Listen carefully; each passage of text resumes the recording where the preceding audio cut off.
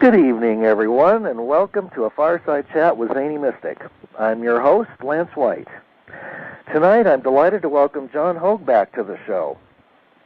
In 1987, John wrote the book, Nostradamus and the Millennium. It sold 700,000 copies and was translated into 9 languages. 12 books and 20 years later, his understanding of Nostradamus' coded text has earned him the distinction of being hailed the preeminent authority on Nostradamus and collective prophetic traditions. That's a mouthful. Hogue's documented predictive track record into the new millennium has achieved an accuracy surpassing 80%. He's a frequent guest on Coast to Coast AM, Whitley Strieber's Unknown Country, a host of other shows, and, of course, a very welcome visitor back on a Fireside Chat. So let's welcome John to the show tonight and find out what he says is coming in this tumultuous year. Hi, John. How are you? Oh, it's great to be back on the show, Lance. Yeah, it seems like we were just talking yesterday, doesn't it? Well, it is always now. Yeah, well, of course. That's funny, isn't it? Well, eternity is always right here, right now. Yeah, good point. We could start in a variety of ways. It seems like a lot has happened since your last visit. Maybe we should start with where you see 2008 coming from and headed towards so far. Well, you know, it's been such an amazing year already. We've only passed through a little more than 2 months of it, and it already feels like early January was a year ago. Yeah. With the amount of the condensed amount of history that's taking place. I mean, that's why I felt compelled for the first time to write an entire ebook, an entire digital book that's sellable, downloadable from HogueProphecy.com that is just about this year and its predictions. Wonderful. That's the book's predictions for 2008. And one of the things we can begin with that comes to mind out of an infinite number of things is to first start by not doing what everybody else is doing, and it's talking about the political situation. Yeah, right. But we'll get there. Yeah. The first thing that comes to my mind is that I think last week, this year, talk about a year that's already been lived in a few months. When it comes to weather and the tornado alley, from the Gulf all the way up through the midsection of the United States, we have had over 211 tornadoes already.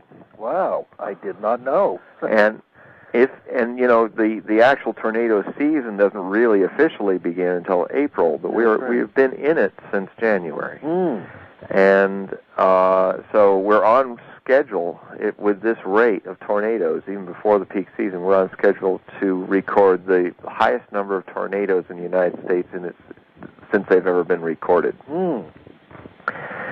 And I think that is why when I started this book, I begin with the first chapter, which is solely about the Earth being in the balance of its climate change. It's the one fundamental thing that's going to affect all of our lives from 2008 on. I mean, 2008 is a milestone year. People are going to look back and say, it was 2008 when things really started to happen, where changes began, some good, some not so good. Changes politically as well as economically, certainly. We're seeing a certain illusion of economics, the bubble bursting, the house industry collapsing. That is what happens in these milestone years when things shift is the old is destroyed or fades away so that the new can happen. So it's a death and rebirth year for many things.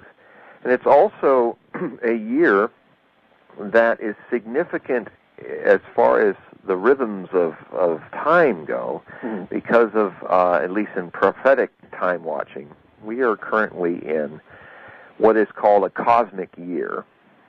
And what that means is the time it takes for the vernal equinox, which is only a few weeks away, The time it takes the sun's position in relation in the star field as we see it on Earth, as it moves around the sky for 52 weeks and comes back to its position in the spring for the new equinox, it's always slightly west from its last position. And, I mean, that's why the Julian calendar at a certain point in the 1580s had to be, by Pope Gregory, turned into the Gregorian, where they had to fix the loss of 10 days, or take 10 days off, and advance the calendar. That is the effect of our position in relation to the cosmos and to the sun's passage through the 12 signs of the zodiac, and the equatorial line. And it takes the vernal equinox a total of over 26,000 years, just about, to do the entire circuit around all 12 signs. When it does this, each sign is an age, a month in the cosmic year that lasts about 2,000 years. Now, the rhythm of these changes, that's why I've often promoted that people are waiting for 2012 for some major things to happen. They're missing the fact that it's already begun. Well, it sounds like it. I mean, this is the beginning or the end of a 26,000-year cycle? Well, this is actually the midpoint. With this year, we enter the midpoint between two cosmic months.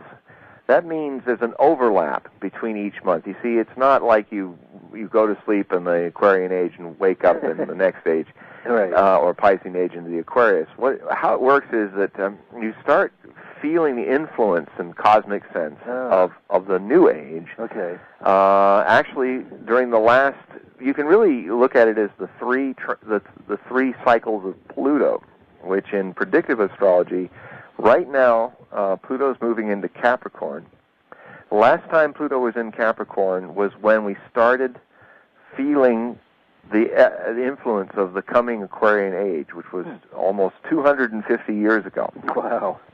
And it was also the time of revolution and reconstruction and re-architecturing our society. It was the time of the age of reason and enlightenment in Europe. It was the time of the founding fathers declaring independence against King George and starting the American Revolution. It was the time when constructive efforts beyond dreams are made to make revolutionary changes. It's also the time of the executive. It's the time when we get down to business with our dreams. And that happened about 248 years ago. We are just entering it in this year. We will be in this transit for 18 years. And then 248 years from now will be the next transit of Pluto through Capricorn, and that's when we will be 100% into the Aquarian age, and all influences of the Piscean age will be beyond us. So at this date, at this time, in this year, we are exactly at the midpoint of this overlap. We're at the cusp of time between two cosmic months in the cosmic year. Now, deeper than this is, or more intimate to this, is that history has a beat, a rhythm. And what my book, Predictions for 2008, tries to show is that there's a, you can almost say that if there's a great time clock called the cosmic calendar, the tick of the tick-tock of the clock, the tick in this calendar is equivalent to 36 normal years. The talk in the tick-tock is another 36 years. The last tick, if you will, in the clock was around the normal years 1972-73. We are now going through the talk in 2008, which will not see another tick in the clock until 2044. Oh, my. Now, the tick represents a subtle leaning in the 36-year period of history towards assertive, mental, male, yang-oriented history. The talk represents a subtle shift towards the more emotive, emotional, introspective, intuitive, feminine sheen to history and its decisions.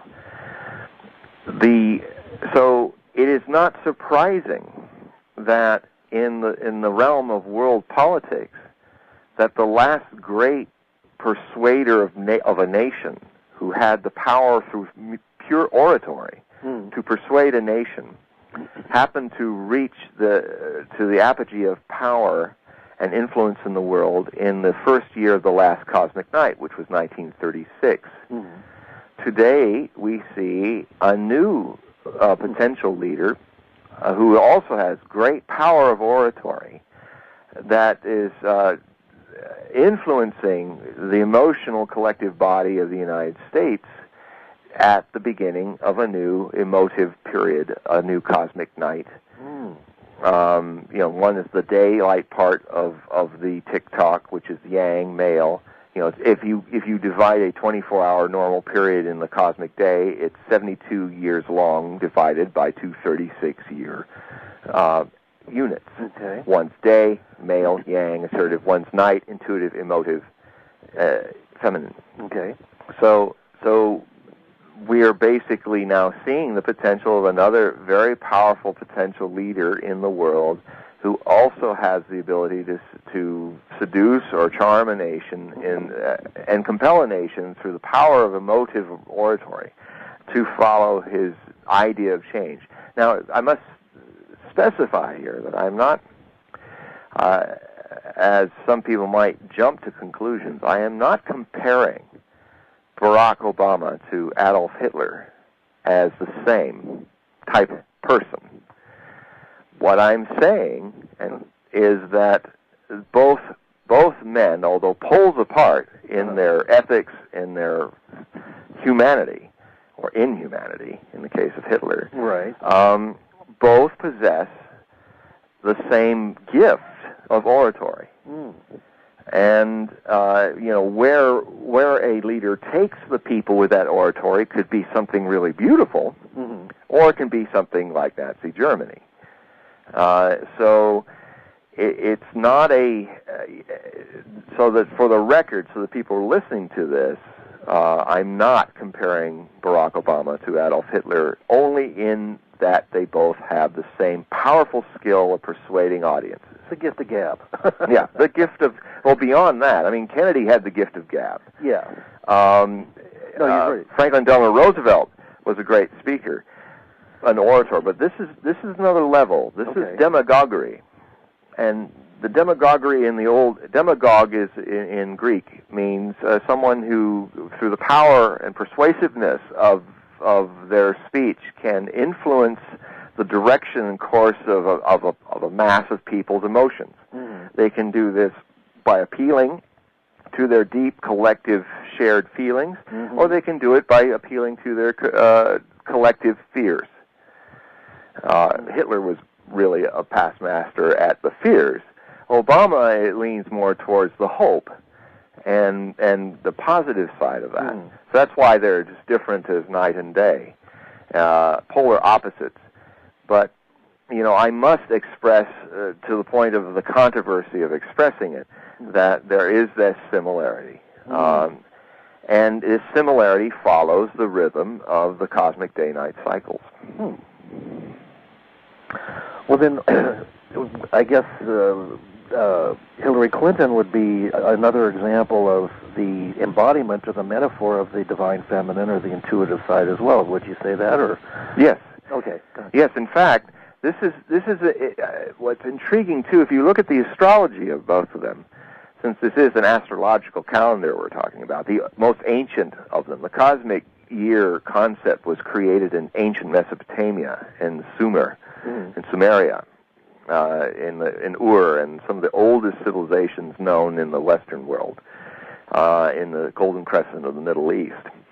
And that was when the zodiacs, constellations were first defined, and the great ziggurats were also used as observatories of stars. And it was out of watching the stars that they created this huge cosmic year cycle.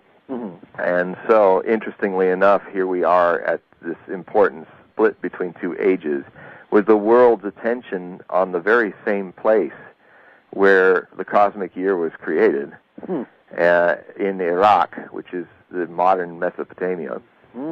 And we have here a decision that will be made by whoever becomes president, which will be one of these two people, that will either set us on a course away from fossil fuels and away from the destabilizing influence of the Middle East, or actually get us more deeply entrenched in the problem for another 10 years. And the thing is, we're looking at their astrology, the two of them. Hillary Clinton is predominated in her sign of Scorpio by male yang planets. So her inner man is crystallized in the woman's body. Barack Obama is dominated by feminine signs. So he's a man with an inner woman. That's why he appeals to the intuitive and the emotional in his audiences, whereas Hillary Clinton is not that great a public speaker, but she's constantly talking content. Very male. The other interesting thing about these two is that they both parallel an echo to an earlier time. Every 1 to 2 generations, a nation has to face its lessons again as a collective lesson. The 60s have returned in our times as an echo and a reverse image of the same lessons, only in reverse image. And we have the white Kennedy has now been replaced in our times with a black Kennedy. And this is Barack Obama. He's certainly even taken on the mantle by the Kennedy family. Of the torch has been passed of Jack Kennedy to Barack Obama. Now, Hillary Clinton is a reverse image of Richard Nixon, seasoned, trained in a previous presidency of 8 years, ready to rule, ready to run the country at the first day. But he ends up running up against a charismatic leader who can inspire people's views and visions beyond seasoning, but more to where do we take this country in a new frontier. And also had a better sense of media, better speaker, better in all these ways. So, here we have this interesting battle between the two where it may actually replay the Kennedy-Nixon karma of the past 40 years.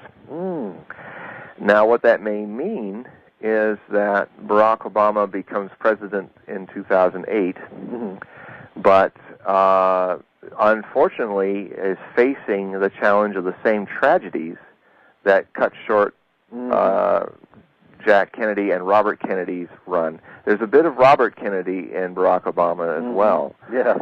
And this is hopefully not going to happen, but if this is the timeline that's born out of this present, then you see Hillary Clinton's ascendancy to the office delayed 4 to 8 years. I think more like 4 in this turn around. And then she becomes, as I've been predicting since 1998, the Nixonian Democrat of the karmic echo, where she has similar traits of paranoia like Nixon, only now it's a right-wing conspiracy against her and her husband rather than a left-wing conspiracy, which is what made Nixon create the plumbers, which ended up with Watergate. So she has the potential of destroying what could be a potentially great presidency by listening to the angels of her darker nature. At the same time, the difficulty with Barack Obama, since I've got to be fair with both their potential challenges, is that I have sensed with him that as far back as August 2006, I saw him as the new Kennedy and that he would someday be called the Black Kennedy, and that has been vindicated. But I also saw him in a riddle that I couldn't figure out, similar to the riddle that was given to me in my own prophetic work when I looked at Al Gore in 2000, where basically I was declaring I'm absolutely sure he's going to win by 500,000 votes, and I'm equally absolutely sure he's going to lose. And I can't figure it out why that's the message. It's a riddle. Well, he did win by 500,000 votes. And he actually did win in Florida, but it was denied him. And I'm not talking about skullduggery of Republicans. I'm talking about something rather asinine, excuse the totem, that the Democrat Party did in Palm Beach, Florida, where they created the butterfly ballot, which has been tested and documented to have stolen from Al Gore 6,000 votes to Pat Buchanan, who was definitely not, because the punchers were done so poorly that people punched the wrong votes. And they've confirmed that it was over 6,000 votes that would have gone to Al Gore went to either the socialist leader or Pat Buchanan because of the staggered nature of the butterfly ballot. So I mean, I'd like to say, for posterity's sake, it wasn't Ralph Nader who took the election away. It wasn't Republicans who stole the election. It was the Democrat Party that botched their own future with Al Gore by creating a ballot, because it was a Democrat who created it, that people couldn't read properly, and denied him the 6,000. Remember, Bush won by 300 votes. It would have been 5,700 vote difference if Al Gore had had a proper ballot. Well, that's not to discount the fact that there is skullduggery that does go on with the voting process. Oh, certainly. And significant. But that's not what took him down. Oh, okay. All right. That's not. I mean, yes, well, there was a lot of skullduggery going on. Yeah. I mean, it was, some people could even say it was a coup d'état. Right. But the fact is that all of this would just be hypothetical if it wasn't for the fact that the Democrat Party, in its own sloppiness, created a situation that took the presidency away. Well, that makes sense. And it's a similar thing that I find. I live in Washington State, and I just am producing for Hogue Prophecy Bulletin a new free bulletin where I look at the rules, or party rules, and realize that you have a situation, and these are some of the things that this year is going to expose and change in our political system, because it's broken, or more, it's inept.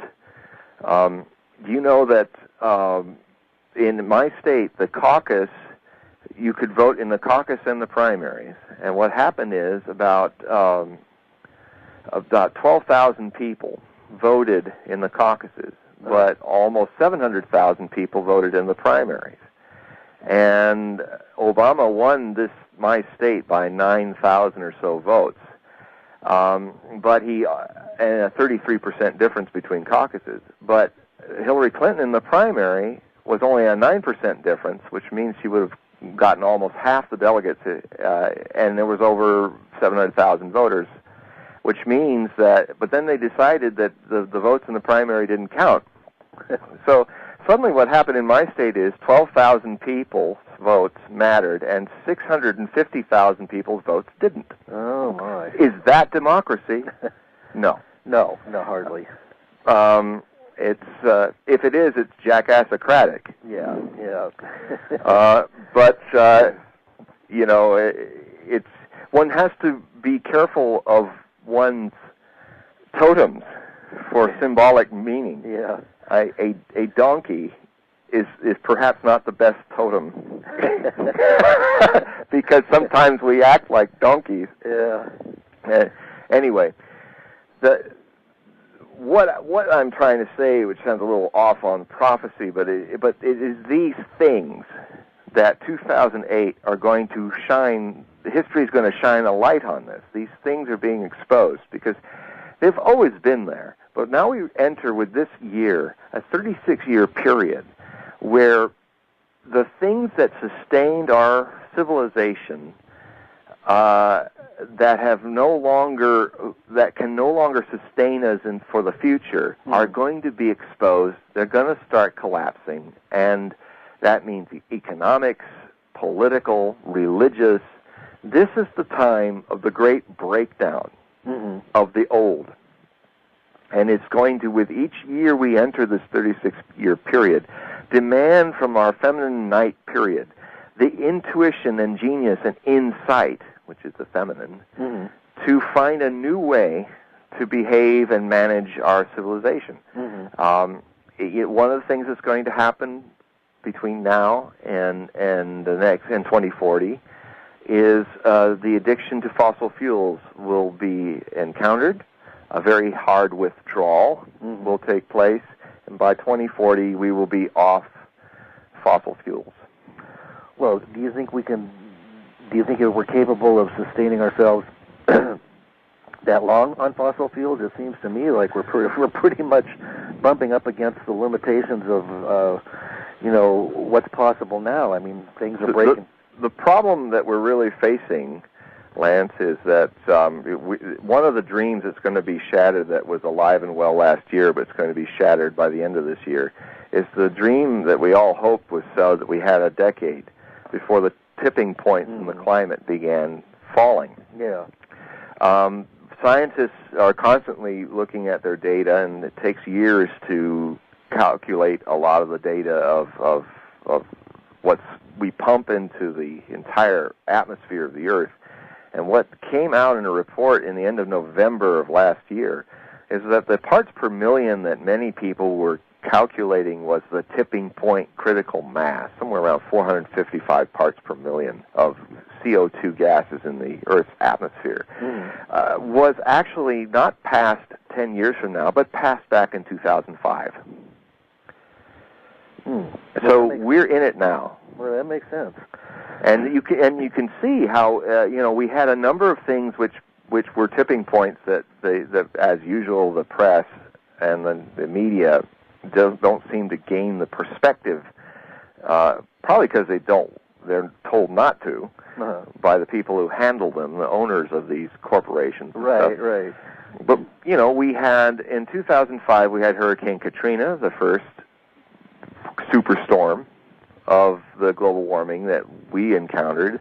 We also had in 2006 and 7 the carbon sink of the great storing capability of the tundra regions of the north. It was shown that the methane and CO2 that's been released because the permafrost is thawing is actually pumping unbelievable amounts of CO2 gas into the atmosphere.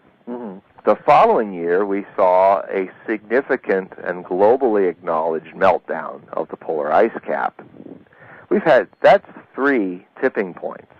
We also had last year in December, the Gulf Stream current stopped for a month.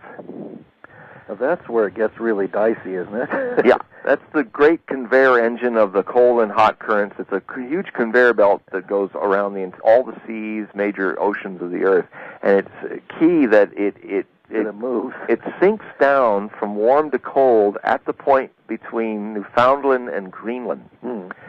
And now that Greenland is melting at a significant rate and pouring fresh water into that region of the Atlantic, it's desalinizing the Atlantic, which means it's disrupting the conveyor belt. And if it stops, it will make significant overnight, within a month from now or something.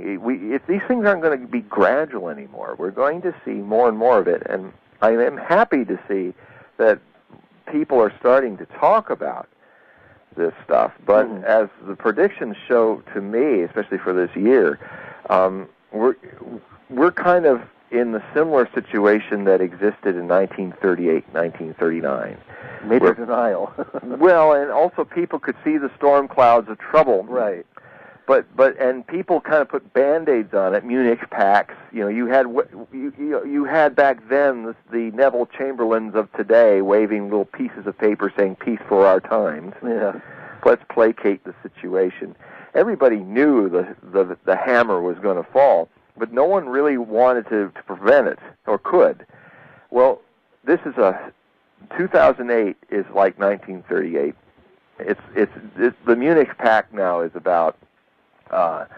It's not about an invasion of Nazi powers. It's about an invasion of all kinds of climatological, drought, famine,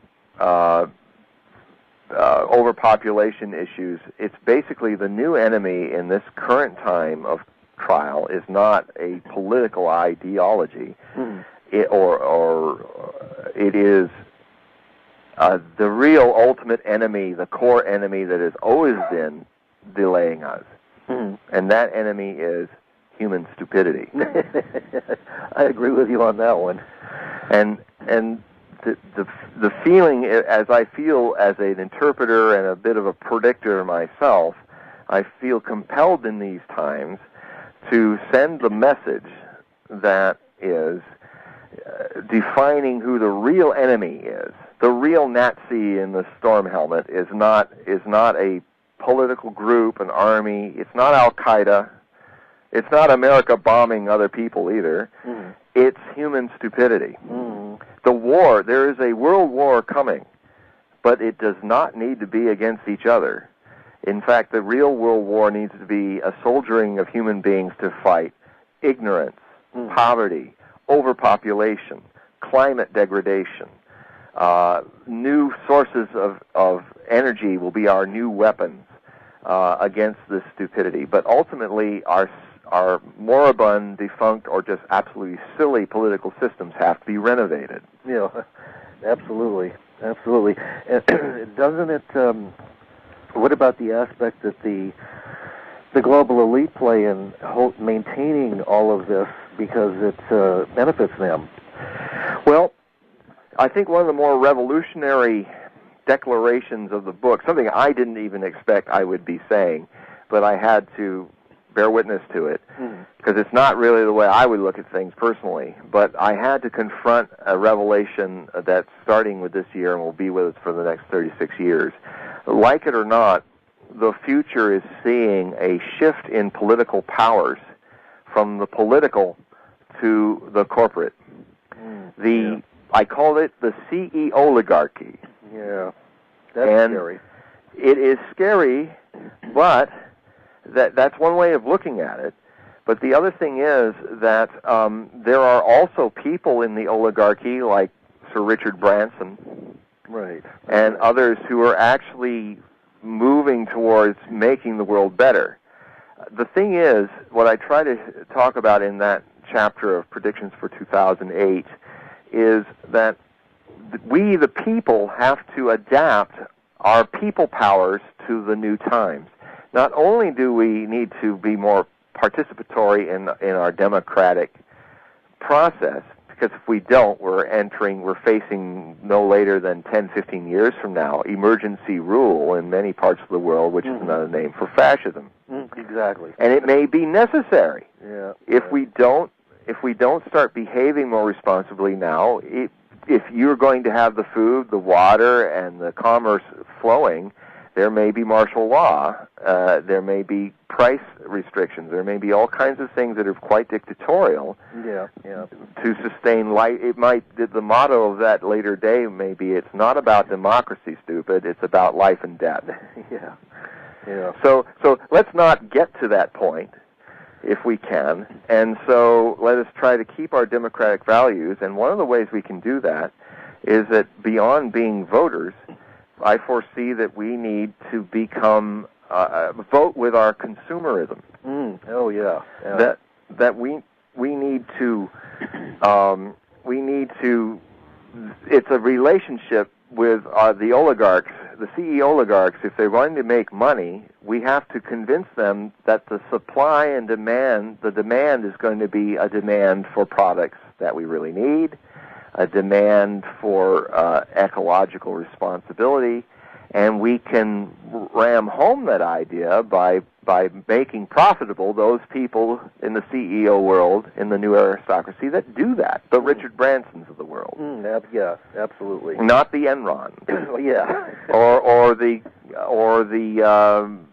or Dick Cheney's folks. I can't think of their name. Halliburton, yeah. What you say to Halliburton is, you don't buy internal combustion cars. What you say to your government is, we're not going to vote you into office unless you manage and give perks to government, to industry, to create earth-friendly cars, and we will then buy those. We will not buy the internal combustion engine anymore unless it's a hybrid. And it's like something I saw in action in this area. There was Home Depot, it was discovered, was using hardwoods from old-growth rainforests in Indonesia for their furniture. They received, when that was made, when people were alerted to that, they received a 60,000 emails from 60,000 potential customers saying, we are not going to buy anything from your company anymore until you stop doing that. Wow. And they stopped like that. So that's people power. It's almost like a new form. In prophecy, one constantly looks at the eternal reoccurrence, as Nietzsche used to talk about, of the same things in new clothes, new orders, but essentially the same thing. Yeah. The rise of union thinking is not going to be us against the working man against the management. It's going to be the responsible, alert consumer, life-affirming consumer who wants the CEOs to make money, but make money making the products that profit the world and make not just the pockets richer, but the whole world in all its levels, ecological, spiritual, social, political, also richer. Well, that makes a lot of sense. Now, I've heard some rumblings. I know people are concerned about finances, so one of the rumors that I've heard floating around is that there's some kind of potential for collapse in the markets this October. What do you see on the financial horizon? Well, if we're not collapsed into a deep recession by October, we certainly will be by October. We are not going to a depression, though. No, you don't think so? No. And the dollar is not going to collapse because of the way the system's set up. Even though there's a lot of people getting very excited and running around like Chicken Little, and certainly the dollar is as at the weakest it's been since the early 70s during the last cycle of stagflation, which, by the way, was when the last cosmic day began. Oh. And now we're 36 years later with a new version of it. And the thing is, what is ended, though? One thing I will predict on the record here is that for this year, the U.S. dollar will no longer be, nor will it ever return to its preeminent position as the number one global currency. What we're seeing now is a little bit like what happened when it was a bipolar world between the Soviets and Russia breaking up into a multipolar world. Now, more than one currency is going to be used. But unlike those who feel like it's going to tank and collapse overnight, it may very well be that we will not see an ending of the dollar like the pound sterling. Because remember, there used to be that the pound sterling was a currency, a global currency, the preeminent currency. It took almost 40 years for the pound sterling to kind of slowly dwindle back into relative insignificance. And I think what we're seeing, of course, is a more rapid fall. I think certainly in 36 years you will see the U.S. currency just being one of others, or even in 36 years you might see a new currency altogether called perhaps the Terran. Well, if you're around in 36 years, see what happens. Well, here's the thing. You and I may be around in 36 years, not in these forms. Right. But we may be born again. If half the world believes in reincarnation and half the world doesn't, that's a 50-50 chance. And another way of looking at it is, certainly you and I, when we're not in these forms anymore, will never return the same. Right, exactly. So in a way, it is a one life. One life as Lance, one life as John. And then whatever we are next will be completely different, maybe completely different gender, completely different part of the world, skin color, a completely new set of conditionings and biases. Yeah, exactly. And around trying to kind of bury this living soul that we always bring back into the flesh. So, that's why I say to people, which I get this all the time, oh, well, I won't be there to see it. And I said, 50-50 chance you will be there to see it and reap it. So, exactly. Why not just for your own selfish reasons, let alone just the compassion you might have for your children and grandchildren, why don't we fix it now so that we leave the world ever better than we found it, because we'll probably come back and be in that ever better world, or worse world. Exactly. And we've been throwing bones over our shoulders for about 4.5 billion years. And, at some point, the mess is so big now that it's time that it's like a reckoning. It is a reckoning. It's a good word for it. You brought up something interesting about the possibility of reincarnation, and I wanted to ask you about something personal that I heard about you, that you had a near-death experience. Yes. Do you feel like talking about that a little bit tonight? Because I'm fascinated with that. I've had several guests on about that subject, and it's... Yeah, actually, the tale can be told by... I published it back in 1994 for Millennium Book of Prophecy as the opening foreword, because I looked at what happened to me as a microcosmic version of what's about to happen to the world, a near-death experience. And once you've had the shock of it and the revelation of it, you come back, if you're lucky, come back to this world changed. Yeah. And that we are, as a people, are going to face a collective near-death experience in the next 36 years. Wow. And hopefully we'll come back with it more enlightened and changed. Oh, wow. And so my story happened after I returned from India, where I met Osho for the first time. And I came back, and it was on Ash Wednesday in 1981. I was going down to visit my girlfriend at the time, who was living down in Laguna Beach. I was up in San Pedro, California. It was about an hour drive or so, an hour and a half. And so I was getting ready to go, because she was going to fix me some dinner. And as I was getting ready to go, I suddenly felt this incredible feeling of a vast presence that was almost as if I were an ant, and some giant man was above me and was going to squash me. And it's so big I couldn't even see him do it. Something vast and huge and unapproachable by language or reason, but it was there, a presence. And I said to my mother at the time, as I was leaving the place, was like, I don't know. I feel like something is going to happen to me, and maybe I shouldn't drive.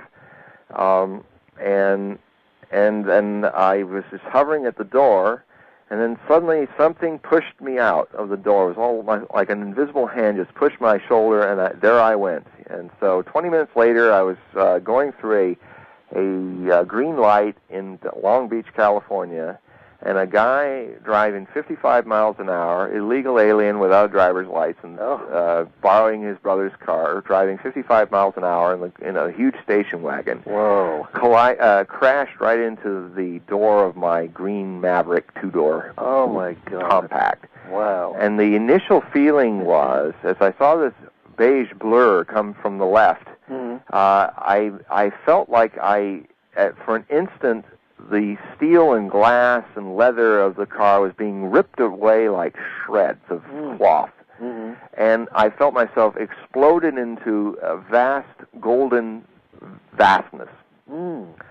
And when I was in the vastness, I felt, on the one hand, all kinds of things that are polar opposites in our normal life here converging and interacting, and yet not losing their differences, but completely united at the same time, unlike they are here or perceived here. I was basically not thereing in this not there place. But the not thereing was more real than when I thered down here. I have to change the English language to deal with something that goes beyond dialectics. What I felt was that I was not alone. I was not the only one not thereing. There were two other presences not thereing, which were impressing upon me without saying anything, that if I were to put it into language, they were saying, you have welcome back, you've come back to your home. You've always been here, in fact. You're even here now. But they basically impressed upon me that if I wanted to stay home, I could stay. But they said with no judgment one way or another. It was like a total, like, such is the case, here's your options, and we love you no matter what you do. And the other thing was, or you will, you can go back because you had some things you decided to do down there. You can go back. It's interesting. Down was the impression. More not like down as in a place below, but more like the difference between being in the violin section of an orchestra and looking at the bass tuba. It's not really a up down, but a level of vibratory degree from high to deep low. Wow! And so in that musical context, looking at the lower testatures, I saw Long Beach and the car and all that, and I saw a flash of what could be a potential life. I was 25 when it happened. What I was understanding from the experience is that I had another 70-year potential. That doesn't mean I will live it, but this life cycle and this body-mind has the potential to live another 70 years. Wow. Sometimes I think I'm not going to get there now, but what I saw, and I think it works somewhat in my work, in that experience I saw all the possibilities of my life in those 70 years, and that somewhat relates to the outer life around that life. And I think there are times when the memory of that sparks out of a spontaneous place deep inside me, which I like to call the oracle, to give me an idea of potentials. Now, the thing to understand about the future is it's not fixed in stone at all. It is as dynamic as the present. It's, in fact, an echo of the present. So if the present is constantly changing, then the future is constantly changing. And it's only because we are trying so hard to follow certain conditioning by our society that we work, not knowing, we're unconscious of this, but we work very hard at making things always the same. And that's why we appear to be predictable, and that's why a lot of timelines are apparently predictable, but it's not the natural state of things. It's a very unnatural state that we are sustaining with tremendous spiritual and psychic energy. And what I saw in that glimpse, I only have like a trace conscious memory of the things that happened. It was so much more than what I'm saying. And what I did when the two not there-nesses made me a not there-ness look down or listen to the lower testature of Long Beach, California. Right. I had the impression that I said without words back to them that I'm really going to kick myself for going back. Because what I also noticed is that that 70 years that I saw went by like a split second.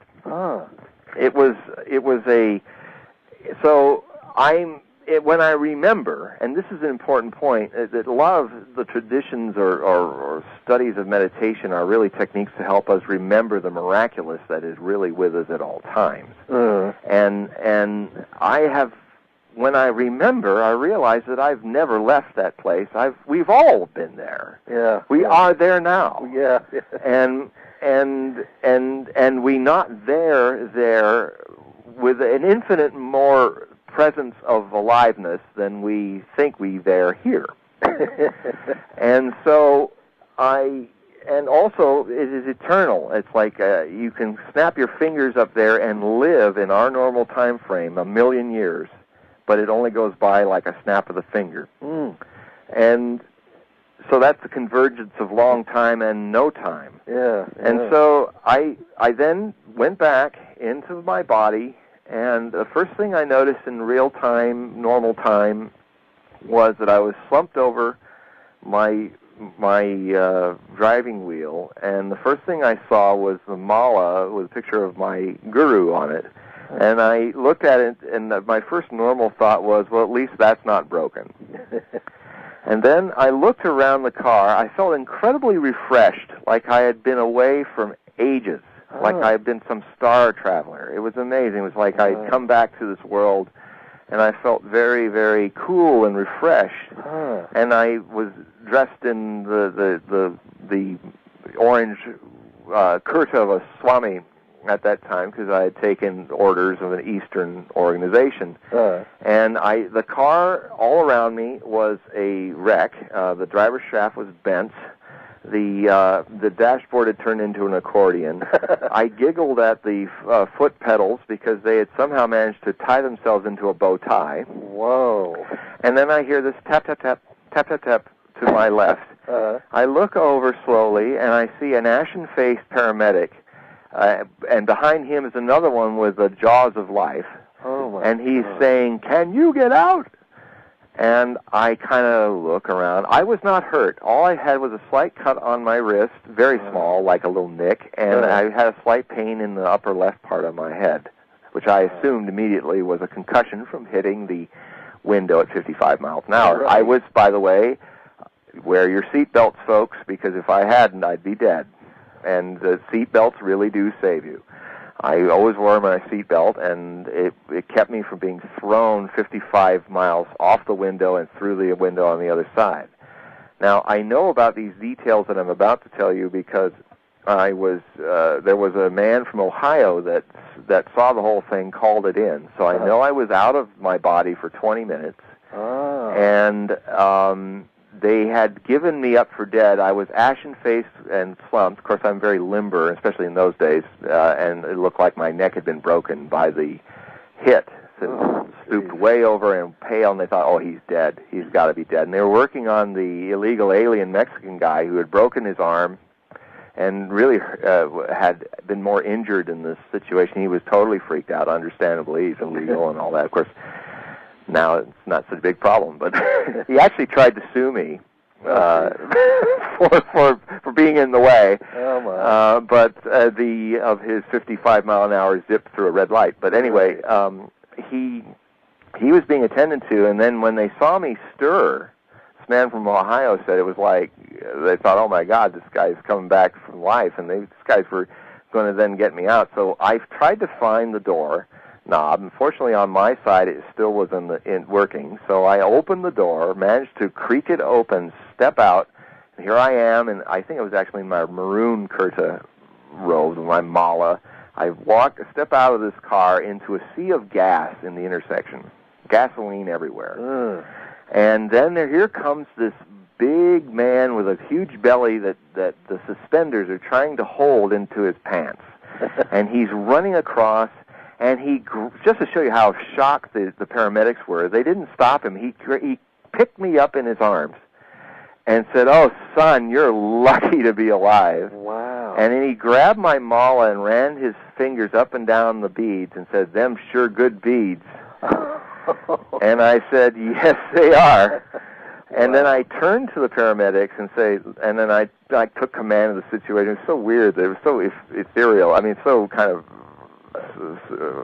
strange because here I am, it was so comic in a way. I'm the guy who's calling out the thing saying, look, I have a pain in my head. I can't remember amount of time. I think I have a concussion. Do you think we ought to take me to the hospital for observation? Yes, sure. And suddenly they get into the whole authoritarian stuff. And but they were standing there with their jaws open.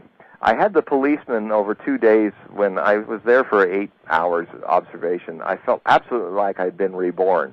Like I'd had a new lease on life. I also felt that I've never been quite back into my body like I was before the accident. Kind of like it's very easy for me to have eyes in the back of my head, in fact, eyes over my head, if I want to. Yeah. And that it's actually something got opened up. I guess somebody had to beat me over the head to do it, but something got opened up, and I have never been the same. And I remember my teacher once, years later, I went to India, and I sat next to somebody who had a question asked that was kind of similar to what happened to me. And they said, ever since this experience, I've never been able to get back into my body, and it feels very weird, and I feel like this is really terrible. And my teacher said to this person, you are blessed. That sometimes when people are shocked by physical accidents, their connection to their attachments to the body-mind are broken to some extent. And that makes it much easier to embrace a far larger world without them. So everything I've learned from this experience and many other experiences, even the darkest things that are facing us, even what's coming in the near future, is like that auto wreck. Yeah. The whole human race is going to have the auto wreck I had. Okay. And to each of you who are in the car with me, a bit of words from experience. There's two ways you can experience this. You can miss by misjudging what's happening and the discomfort and the fear and stuff. You can take these things contract, or you can take these as ways to snap you out, give you a good blow over the head to wake you up. Yeah. And then if you take it in the positive, even these dire things, you may even die in the process. But it's really, from my experience coming back to it, it's really not a problem. Existence goes on. Your consciousness goes far beyond this. The thing, though, is that one of the reasons why I believe people are afraid of death is not just because in the process of death sometimes you experience all the opportunities missed. No, but we're running out of time. Okay, well, I'll end it on this, that what we're also afraid of is you have to feed your soul. You have to give it more awareness, more love, more compassion, and deepen it inside of you. And I can only say that meditation, the practice of the science of self-observation, is what's helped me do this. Huh. And that must be, that at least from my experience is what I offer to all of you, is, and if you go to HogueProphecy.com and talk to me at HogueProphecy.com, you can get my email. I can give you some pointers of what's worked for me. Wonderful. John, you know, this hour's flown by on angel wings. We always start to get into the most interesting stuff right at the end of the show. Yeah. Thank you again for coming back, and we'll have to have you back on soon and find out more about, it's always fascinating talking to you. Well, thank you, Lance. And, All right. this is you're the first person that got this story out of me on radio after 700, 800 of these. So Bravo. Well, you always surprise me. Thanks a million, John. Thank you. All right. Good night, John. Good night, everybody. Good night. Bye-bye. Allie, from the Gulf all the way up through the midsection of the United States, we have had over 211 tornadoes already. Wow, I did not know. and the actual tornado season doesn't really officially begin until April, but we've been in it since January. And so we're on schedule with this rate of tornadoes, even before the peak season. We're on schedule to record the highest number of tornadoes in the United States since they've ever been recorded. And I think that is why when I started this book, I begin with the first chapter, which is solely about the Earth being in the balance of the climate change. It's the one fundamental thing that's going to affect all of our lives from 2008 on. I mean, 2008 is a milestone year. People are going to look back and say, it was 2008 when things really started to happen, where changes began, some good, some not so good. Changes politically as well as economically, certainly. We're seeing a certain illusion of economics. That is the effect of our position in relation to the cosmos and to the sun's passage through the 12 signs of the zodiac, the equatorial line. And it takes the vernal equinox, a total of over 26,000 years, just about, to do the entire circuit around all 12 signs. When it does this, each sign is an age, a month in the cosmic year that lasts about 2,000 years. Now, the rhythm of these changes, that's why I've often promoted that people are waiting for 2012 for some major things to happen. They're missing the fact that it's already begun. Well, it sounds like it. I mean, this is the beginning or the end of a 26,000-year cycle? Well, this is actually the midpoint. With this year, we enter the midpoint between two cosmic months. that means there's an overlap between each month. You see, it's not like you go to sleep in the Aquarian age and wake up in the next age, right. Or Piscean age into the Aquarius. How it works is that you start feeling the influence and cosmic sense of the new age. Okay. Good evening, everyone, and welcome to a Fireside Chat with Zany Mystic. I'm your host, Lance White.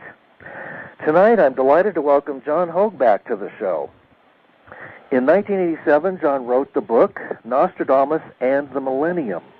It sold 700,000 copies and was translated into 9 languages. 12 books and 20 years later, his understanding of Nostradamus' coded text has earned him the distinction of being hailed the preeminent authority on Nostradamus and collective prophetic traditions. That's a mouthful. Hogue's documented predictive track record into the new millennium has achieved an accuracy surpassing 80%. He's a frequent guest on Coast to Coast AM, Whitley Strieber's Unknown Country, a host of other shows, and, of course, a very welcome visitor back on a Fireside Chat. So let's welcome John to the show tonight and find out what he says is coming in this tumultuous year. Hi, John. How are you? Oh, it's great to be back on the show, Lance. Yeah, it seems like we were just talking yesterday, doesn't it? Well, it is always now. Yeah, well, of course. That's funny, isn't it? Well, eternity is always right here, right now. Yeah, good point. We could start in a variety of ways. It seems like a lot has happened since your last visit. Maybe we should start with where you see 2008 coming from and headed towards so far. Well, you know, it's been such an amazing year already. We've only passed through a little more than 2 months of it, and it already feels like early January was a year ago. Yeah. With the amount of the condensed amount of history that's taking place. I mean, that's why I felt compelled for the first time to write an entire ebook, an entire digital book that's sellable, downloadable from HogueProphecy.com that was just about this year and its predictions. Wonderful. That's the book's predictions for 2008. And one of the things we can begin with that comes to mind out of an infinite number of things is to first start by not doing what everybody else is doing, and it's talking about the political situation. Yeah, right. But we'll get there. Yeah. The first thing that comes to my mind is that I think last week, this year, talk about a year that's already been lived in a few months when it comes to weather and the tornado, the bubble bursting, the house industry collapsing. That is what happens in these milestone years when things shift is the old is destroyed or fades away so that the new can happen. So it's a death and rebirth year for many things. And it's also a year that is significant as far as the rhythms of time go because of, at least in prophetic time watching, we are currently in what is called a cosmic year. And what that means is the time it takes for the vernal equinox, which is only a few weeks away, the time it takes the sun's position in relation in the star field as we see it on Earth, as it moves around the sky for 52 weeks and comes back to its position in the spring for the new equinox, it's always slightly west from its last position. And, I mean, that's why the Julian calendar at a certain point in the 1580s had to be, by Pope Gregory, turned into the Gregorian, where they had to fix the loss of 10 days, or take 10 days off, and advance the calendar.